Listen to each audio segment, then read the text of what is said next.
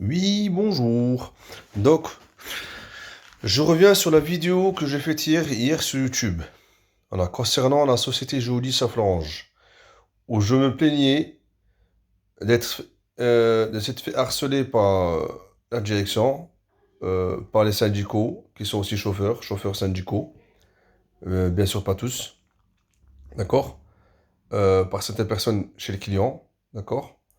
En ce qu'il en est, je vais pas revenir sur ce que j'ai dit hier, mais en bref. Donc, je viens de recevoir un courrier aujourd'hui de la sécurité sociale, d'accord, de Bordeaux apparemment. Donc, le facteur est venu me déposer un recommandé, d'accord. J'ai signé ce recommandé, et dans ce recommandé, il me mentionnait que l'accès au travail ne pourrait pas être pris en charge pour harcèlement moral, d'accord.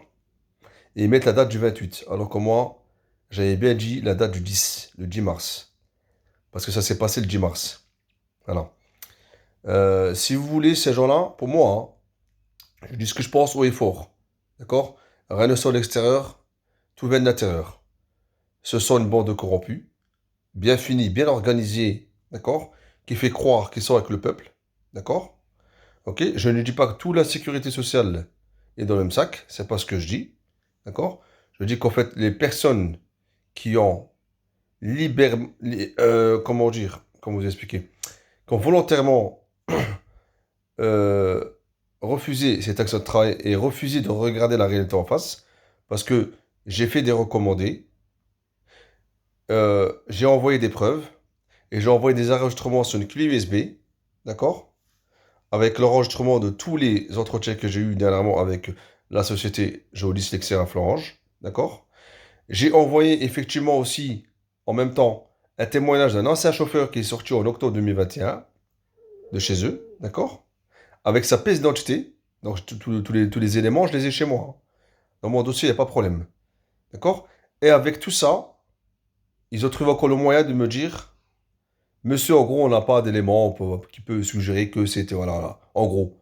Donc, ils ont refusé l'accès au travail pour harcèlement moral, d'accord, à la date du 5 juillet, alors que normalement, ils m'avaient donné une date limite de 13 juillet.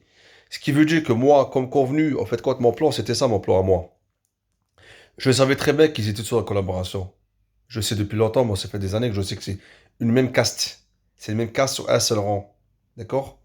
Et le soir, ils sont tous en train de manger ensemble. Ça, moi, je l'ai bien compris. Allez voir le prud'homme, allez voir un tel, allez voir la maison de la justice, allez voir l'avocat, allez voir le procureur, allez porter plainte. C'est de la connerie pure et dure. Ils sont tous ensemble, d'accord, contre le peuple.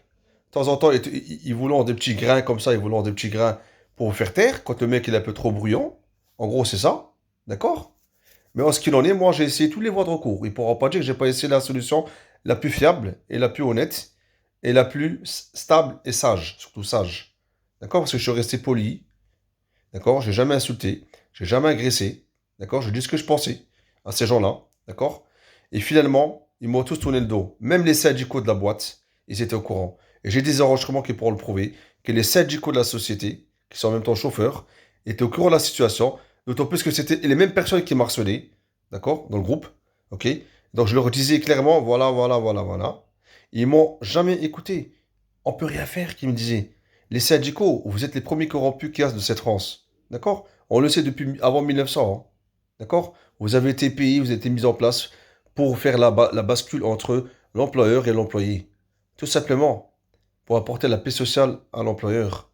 Donc on va faire croire qu'on est avec le monsieur, mais c'est pas vrai. On n'est pas avec le monsieur. En tout cas, le syndicaliste qui est en tout cas honnête, il reste pas dans le syndicat. C'est tout à fait logique. C'est une seule caste, c'est une seule mafia. Eh oui, on n'est pas con. Vous nous prenez pour des imbéciles. Vous croyez qu'on est tous demeurés et tous endormis, mais non. Jusqu'à présent, moi, je ne suis pas vacciné, jamais été testé, hein. Si vous voyez ce que je veux dire. Donc le système, moi, je l'ai compris avant qu'il s'installe. Comprenez? Il y a des gens qui comprennent les choses comme. Ne croyez pas que tout le peuple ne comprend pas. Ne pensez pas que tout le peuple ne sait pas. D'accord? Beaucoup de gens savent, mais se taisent parce qu'ils ont peur. Parce que justement, ils ont leur petit confort.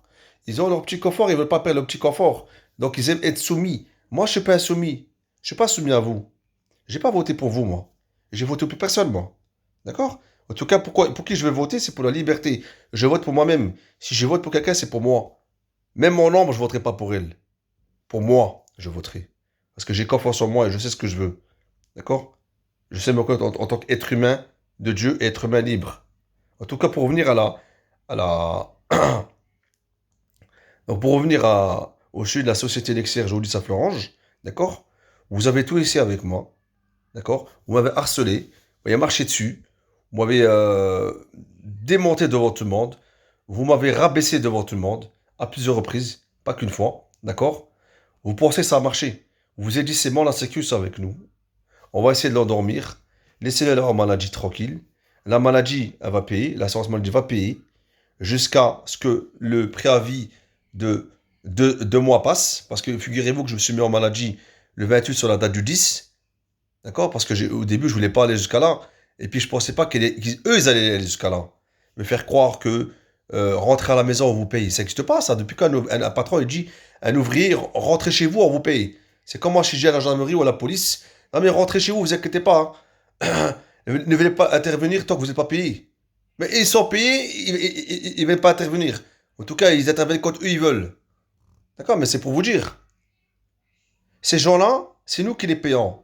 La sécurité sociale, la CAF, les services publics, les services comme police, gendarmerie, tribunaux, l'État, tout. L'État est légitime, bien sûr, hein. C'est nous qui les payons. C'est nous qui les rémunérons. C'est nous qui leur donnons l'argent pour qu'eux nous renvoient une petite partie de ce qu'ils ont gagné sur notre dos. D'accord? Donc il faut qu'ils arrêtent de venir comme ça inverser les rôles. Alors moi, j'ai la sécurité sociale. Soyez bien gentils de réfléchir à ce que vous faites, parce que je ne vous lâcherai pas. Vous avez essayé de m'intimider en me disant ce courrier, à partir de ce courrier-là, vous ne pourrez plus faire d'arrêt de maladie ni d'action de travail. Que si c'est le cas contraire, il y aurait des sanctions. Depuis quand vous allez sanctionner une personne qui est malade comme moi? Bien sûr que je suis malade, mais ici, c'est pire qu'un accident de travail. C'est pire que se casser la patte. C'est pire que de se casser le pied ou de se casser le bras ou l'épaule. C'est pire. Parce qu'on se casse l'épaule, on se casse le bras à la limite. À la limite. Bah, voilà. C'est une chute, c'est ci, c'est ça, voilà. Ça se répare. Ça met un certain temps, mais ça se répare. Mais on sait quand même qu'on va reprendre le boulot. Vous voyez ce que je veux dire? Là, c'est moral. C'est psychique. Ça reste. Ça reste. Est-ce que vous vous rendez compte de ça, la sécurité sociale? C'est qu'il y a des gens qui se suicident à cause de ça. C'est pas ce que je vais faire. Même si je l'avais menacé, même si j'avais dit à la, enfin, menacé, même si j'avais dit à la société Lexir Jolis que j'allais venir mettre fin à mes jours devant la boîte, d'accord? Je l'aurais jamais fait, je sais très bien que je l'aurais jamais fait. Mais c'était pour qu'ils comprennent, d'accord? Que pousser une personne, ça peut aller jusqu'à là. Et ça s'est déjà passé dans la société-là. Oui, encore il n'y a pas longtemps, encore en 2021, septembre 2021. D'accord? Dont on ne connaît pas le fameux d'histoire, sans rentrer dans les détails. Et d'après ce que certains chauffeurs m'ont dit, il y a des années en arrière, ça s'est passé aussi. Où il y a un chauffeur qui s'est suicidé. Alors pourquoi tout ça? C'est parce qu'ils sont poussés à bout. Le gouvernement français est légitime. D'accord? Réveillez-vous. Vous êtes en train de cuire votre peuple. Vous êtes en train de nous tuer. Psychologiquement, physiquement, et ainsi de suite. Et vous le savez. Mais on ne lâchera pas l'affaire. On ne lâchera pas l'affaire. Je sais que tous les patrons ont marché avec vous, dans le Covid, etc., pour créer la peur. Moi, j'ai pas peur. Si j'avais peur, ça serait. D'accord? Je vous le dis. En décembre 2021, 9 gendarmes sont venus de la ville où j'habite actuellement. Ils sont venus me chercher parce que j'ai dit mes vérités à un directeur d'école. Vous imaginez? Ils ont dû me faire taire. J'ai fait 4 heures de garde à vue. Heureusement que je me suis défendu comme je pouvais. Non, mais vous imaginez ce qu'on subit, le peuple français? Ou tous les peuples? Il n'y a pas que le peuple français. C'est mondial. C'est dès que tu as une grande gueule, on va te la fermer. Peuple français, réveillez-vous. Ne fermez pas votre gueule. N'ayez pas peur d'eux. Vous inquiétez pas. Vous inquiétez pas. Il y a une résistance derrière qui est bien cachée. D'accord? Là, c'est une question de temps pour eux. Et ils le savent très très bien qu'ils ont perdu. Alors, ils veulent emporter le peuple avec eux. D'accord? Via la vaccination, via tout ce qui en suit là. La 5G et tout ce qui en suit. On le sait, on l'a compris, on n'est pas con. On n'est pas abruti de la tête. Vous comprenez? Il y a des gens qui réfléchissent encore que le cerveau. D'accord? C'est bien pour ça que moi je faisais pas de test PCR. C'est pour garder mon cerveau en place. Qui m'apprenne à réfléchir et pas regarder la télé. Allô BFM, bonjour, donnez-moi des informations. Non. Moi je réfléchis avec mon cerveau. En tout cas, ces gens-là, ils ont accepté de nous marcher sur les pieds. Ceux qui n'ont pas voulu marcher avec eux, ils les ont anéantis, ils les ont rabaissés, ils les ont harcelés, ils les ont martelés, et ainsi de suite. C'est ça la réalité de la chose. Et je dénonce cette société-là, comme je dénonce toutes les sociétés au monde entier qui auraient collaboré avec ces gens-là pour nous faire du mal, nous, le peuple. Vous inquiétez pas, le peuple redeviendra souverain, on gagnera avec le temps. C'est une question de temps. Je parle au peuple français là. C'est une question de temps. Il y a Dieu au-dessus. Il y a Dieu, il y a Dieu. Il y a Dieu qui voit tout. Dieu voit tout. Dieu observe tout. Donc au moment où il sait qu'il va taper, eh ben moi je ne serai pas là pour ramasser des gens qui ont fait du mal aux gens honnêtes comme moi. D'accord? Qui n'ont jamais volé, jamais mis en maladie, tout le temps été au boulot. D'accord? Voilà. Jamais volé à l'intérieur de la société comme certains font. Hein? Hein? Vous voyez ce que je veux dire ou pas? Les dessous de table et tout le bordel, moi je connais pas ça, moi. Moi je connais l'honnêteté. L'honnêteté. Je rentre au boulot, je fais mes heures de boulot, je sors, je rentre à la maison, je fais ma vie familiale, le lendemain je reviens. Le week-end je me repose et ainsi de suite jusqu'au jour de congé pour apaiser. Là j'ai pas été en vacances depuis 2019. Bon, je pense qu'il y a beaucoup de gens qui sont dans le même cas que moi. Ou je pense qu'il y a plusieurs Français qui n'ont jamais été en vacances, carrément. Est-ce que vous trouvez que c'est normal qu'un pays européen, en France, ici, un Français ait du mal à aller en vacances, ait du mal à se nourrir, ait du mal à aller jusqu'à la fin de mois? Est-ce que vous trouvez normal ça? Alors que les gens se font des milliards dans le dos du peuple. D'accord? Et comme les entrepreneurs, comme les entreprises, ils se font des millions sur notre dos et ils se contentent de donner le peu possible. Et même par-dessus tout ça, ils essaient encore de te voler des heures, ne pas te donner les, euh, les repos compensateurs, ne pas te donner, euh, on va dire, toutes sortes de financements qui nous est apporté à nous. Des fois, on nous l'enlève en sous-marin. De temps en temps, on essaie de nous endormir avec une petite prime, à droite, à gauche. Si vous voyez ce que je veux dire. Mais si nous, on n'avait pas à se faire voler par l'État, au niveau des taxes et tout ce qui en suit, là, hein, d'accord? On serait tous, pas pauvres, je dirais. D'accord? En tout cas, on serait classe moyenne normale. Je sais pas, 4 000, 4 500 euros, exemple. Tous. Est-ce qu'on aurait besoin de la sécurité sociale? Est-ce qu'on aurait besoin de la CAF? Est-ce qu'on aurait besoin de tout ça? Mais non, vu qu'on se fait un bon salaire. Vous voyez ce que je veux dire? Donc rendez-nous notre argent. Au lieu de nous voler pour nous dire, oui, mais vous nous coûtez cher. Mais on vous coûte pas cher, c'est nous qui vous payons. Quand vous parlez, c'est notre argent. Vous nous redistribuez une partie de notre argent. Pas plus que ça. N'essayez pas de nous raconter des conneries. On n'est pas cons, on n'est pas dupes. Il y a des gens comme qui réfléchissent dans le cerveau. Mais ils n'ont pas le courage de vous le dire parce qu'ils ont peur de vous. Ben oui, ils ont peur. Les gens croient qu'en en voté, en donnant le consentement, eh ben, ça va changer quelque chose. Moi, j'ai jamais voté pour les gens-là. Ils n'ont rien fait pour moi. Excusez-moi, quand tu me donnes les APL, quand tu me donnes la CAF, quand tu me donnes, comment dire, les allocations familiales pour les enfants, mais c'est l'argent du peuple, c'est notre argent à nous. Arrêtez vos conneries.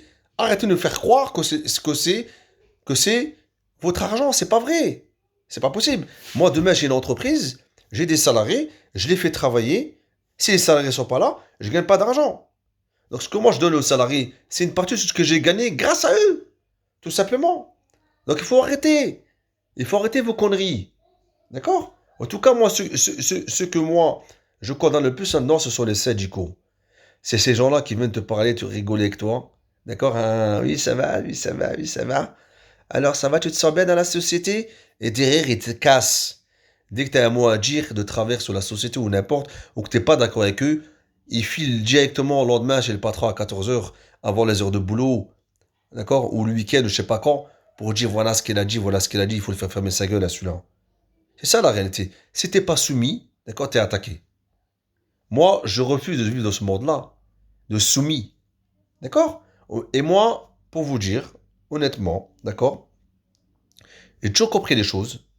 J'ai toujours dit, on va les laisser faire, on va les laisser faire. Ils ont le pouvoir, on peut rien faire contre eux. Même si des fois j'ai dit des phrases, j'ai raconté des vérités, d'accord? Mais j'essaie de pas trop grossir le truc. Là aujourd'hui, j'ai plus rien à perdre. Vous voulez nous mettre par terre, il n'y a pas de problème, on va se mettre par terre à deux. Il n'y a pas de souci. On n'a pas peur. Moi, ça n'existe pas la peur chez moi. Et si, j'ai pas de peur. Même si je dois mourir d'un matin demain, j'ai pas peur. Même si je dois mourir maintenant, dans la seconde qui suit, j'ai pas peur. Vous voyez ce que je veux dire? Je n'ai aucune peur de vous. Vous comprenez pas? Voilà. Là, vous jouez vous, sur la peur, vous. C'est tout. C'est votre seule dernière arme, c'est que les gens ont peur de vous. Le jour où le peuple se lève, vous êtes fini. Et ça va arriver. Ça va arriver. Ça va arriver. C'est qui s'entend. C'est tout. Ni plus ni moins. Tout est écrit, hein. On a toujours su que le pouvoir un jour est tombé. Quand le pouvoir est tombé, tout le monde tombe avec. En tout cas, tous les escrocs qui ont collaboré avec eux, contre nous. Contre nous. Contre nous. Alors, il faut être syndicaliste pour être protégé. Il faut être syndicaliste pour être bien payé, avoir des bons salaires, faire leurs heures normales. C'est ce que j'ai compris, en tout cas, là-dedans. D'accord? Dans toutes les sociétés. Pas que c'est Géodis à flange, dans toutes les sociétés. D'accord? Eh bien, moi, je ne suis pas à l'arabin. Je ne suis pas insoumis. D'accord? Je garde mon nez, ma fierté et ma dignité. Et c'est ça ma richesse à moi. Ma dignité, d'accord? Mon honnêteté, d'accord? Voilà. OK? Et ma fierté surtout. D'accord? Moi, le matin quand je me lève, je me regarde droit dans une glace et je me regarde attentivement et longtemps, comme je le peux. Et comme je le veux surtout. D'accord? OK? Contrairement à vous, d'accord? Hein, qui fait des choses atroces tous les jours avec les chauffeurs. Avec certains chauffeurs, pas avec tous.